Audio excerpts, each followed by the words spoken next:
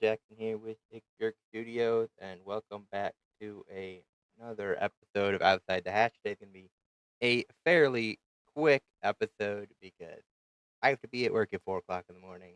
And Kyle's not here, so just quick spreadsheet, go over game results, make some comments, make the picks. Quick one, two, three. All right, CFL. Should note I had an abysmal week picking last week. I was over 4. So shout out to me there. Um, my Alouettes kind of blew it there at the end. I mean, che- you know, back and forth field goals at the end. Uh, so lost as time expired, and then there was a little hissy fit on the sideline, and there was a little fighting. Um, Backup quarterback was still playing McLeod, Bethel Thompson. So I'm not concerned yet because Alexander still has been great when he's been playing. So there. Toronto still not without Chad Kelly. So, but losing to Hamilton that bad was kind of surprising. Calgary beating Winnipeg was also surprising to me, though both teams have been good to start. And Edmonton getting their first win of the season over Ottawa, just in a battle of bad. But it was high scoring, so that Arbuckle still leading the league in passing. Olet Olet still leading in rushing, and Kenny Lawler is leading in receiving now. Uh, so Calgary, Saskatchewan, I'm going to go. It's going to be a close game. Let's go Saskatchewan at home. Hamilton, Ottawa. If Hamilton's putting up 50 points, I'm going to go Hamilton. And then we got BC, Edmonton. Also rock with BC. And Nathan Rourke there, and they just beat Montreal, even if it is our backup. That being said, I don't think anything in the playoff outlook has changed right now. I think it's still I guess Calgary switched with Winnipeg, and maybe Hamilton and Toronto, but still the same team. But with that, we will hop over to the LFA, and the note of the title is that the Caudillos did end up losing, thank Christ, to the Fundies, or the Osos as they're officially known now.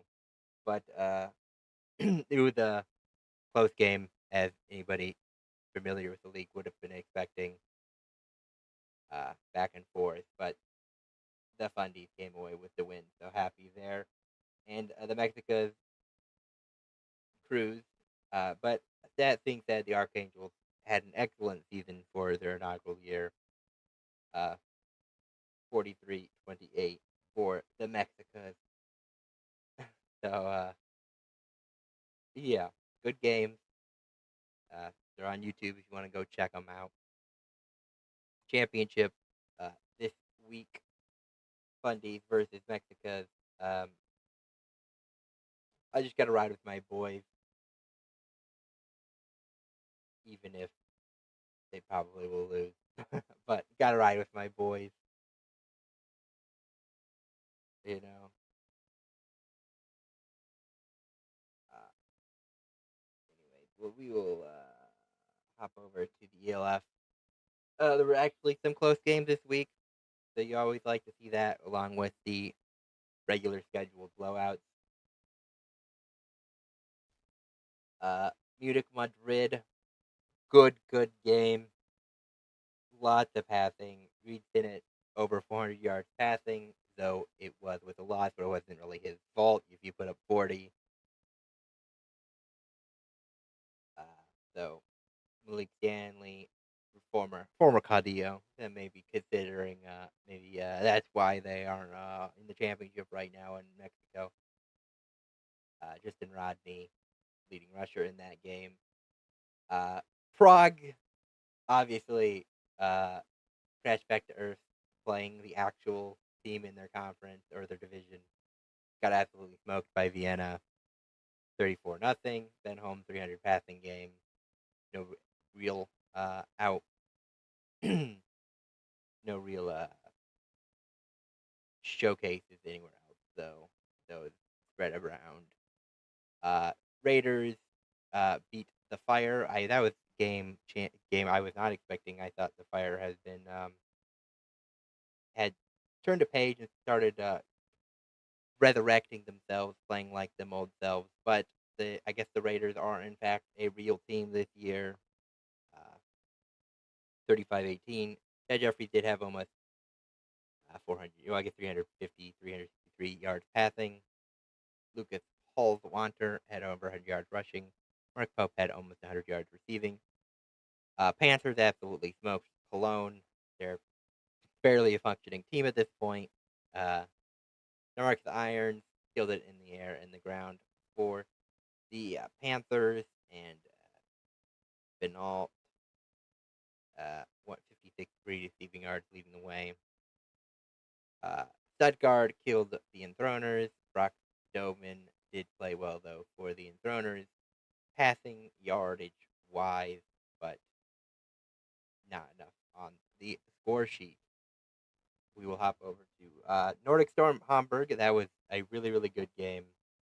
Uh, Kind of surprising because Hamburg has been trash pretty much in this year. Uh, kind of, and Nordic has been killing it, so it's kind of surprising that the Storm didn't pull away. Jadrian Clark almost 300 yards passing. Heel for Hamburg had 100 yards rushing. Beiluyu almost 200 yards receiving, so he definitely clear target there. Um, Paris absolutely smoked Helvetic, so they are not really a functioning team either at the moment. Uh, Vienna is leading in SRS somehow. I guess Nordic playing that close game against Hamburg really fucked them over. Yeah. Cologne barely functioning. Helvetic very functioning. We will hop over to the IFL. It was a short week because of the holiday. Uh, I was 1-2 on my picks, so rip me there. The making really picking the only the easy getting Massachusetts beating Iowa as anybody would with a functioning brain would expect. Oh, I forgot to make my pick. I am stupid. Uh, we will do Madrid. We will do Munich. We will do Stuttgart. Unfortunately, Frankfurt has some injury problems right now. Their Stribling is out and McKay is out, so I don't have much faith in them at the moment. Berlin should be able to beat Cologne. The Panthers have been good, so unfortunately, well, SRS says I should pick Prague, so fuck it. We'll go with my boys. We'll go with the Czech, uh, Nordic, and then we will go. Ooh, this is a good game too. I got to ride with my boys, you know. Lieutenant still leading the league in passing by quite a margin. Uh, we've got actually kind of a close bunch now in rushing, but Keel is still leading, and then Krushenk is still uh, pretty good ahead. I want to point out this John Cole, who is shown up on the scene now with only 4 games played, has 500 yards and 6 touchdowns, so he is killing it in his time played. I think just the swapped around from last week. But now we can hop over to IFL. So yeah, Massachusetts getting the win as anybody would have expected. Tucson beating San. I don't know why I picked San Antonio. I think with still thinking back to when Tucson was not good. And, I'm longing for the day that Sam Castronova and Tom Manath in San Antonio, the good old days when they were a 500 team because they actually could play offense to go along with their no defense. But yeah, Tucson, easy win. So absolute whiff there. I don't know why I picked them. And then San Diego beating the Bay Area 46-38 in a good one. So Nate Davis, shout out there, leading the game with 240 yards passing. I'm just going to guess the travel is what got him.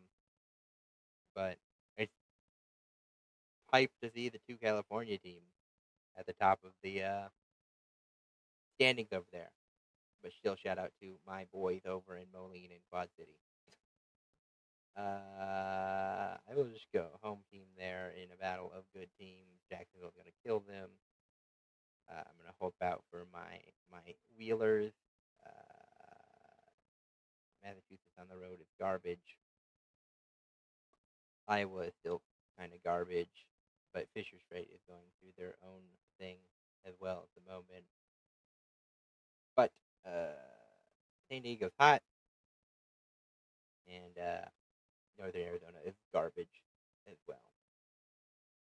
Dalton Snead leading the league in passing, but closely followed by Maylor and Davis, though that is, of course, because Arizona didn't play this last week, and Davis did. Josh Jones still leading the league in rushing. TJ Edwards did not play and hasn't played, so that's why he got passed up. And Kyan Williams for Iowa still leading in receiving. I don't believe there was any changes in the postseason outlook. We'll hop over to the TAL. Now, there was an interesting sighting after I had made my pick of that the Ozarks signed Colcomania, Tyler Colca from Nashville and previously Obick. And he has been killing it this year in the indoor game. So, of course, he comes in and absolutely trounces the Harbor Monsters and gets the Ozarks the win. So, I say the Ozarks are a definitely in a good position going into the rest of the season for the last 3 weeks. That being said, it's only 2 weeks for them because they have the bye. We're gonna go Duluth. We are gonna go Ozarks, and we will go St. Joseph because I just got to ride with my boys, even if it's to a detriment. Angelo Torillo still leading the league in passing by 200 yards. Brandon McKay over 100-yard lead there, and he's got a big touchdown lead too. And then Boo Smith for the Goats is the leading receiver still on the year. So Ozark has hopped itself into fourth in the standings. So it is now my Goats. They're the one OG team on the outside looking in right now. But I will hope for them. Now we will hop over to the last thing, the Aussie rules of football. GWS and Fremantle switched, and I don't think anything else switched. Western handled North Melbourne. Collingwood killed Carlton. GWS killed West Coast. Brisbane had an odd game of more offense than defense here, but still handled Port Adelaide. Gold Coast handled Eston. Geelong trounced Richmond. Hawthorn came away against St Kilda. Adelaide came away against the Demons, and Sydney remembered how to play football again and beat the Dockers.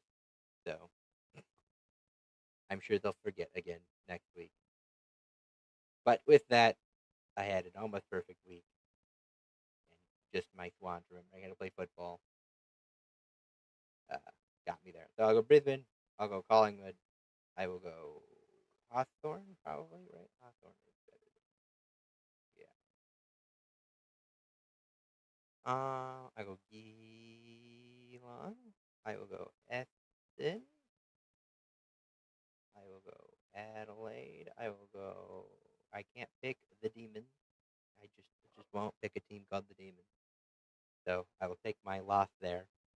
We'll go for Adelaide, and then I guess Sydney will probably know how to play football against St Kilda. But yeah. All right. Quick episode. Season is winding down for the most part. LFA will be done after this week. The Arena League only has 4 more weeks. IFL closing up down soon. Yeah. And we'll be down to just the CFL, and college football is coming up, and then some fun stuff, some fun league stuff, because there's some winter indoor team leagues that I might look into covering. But we will see. I don't really have any other closing statements. Uh, Thank you for anybody that decided to watch.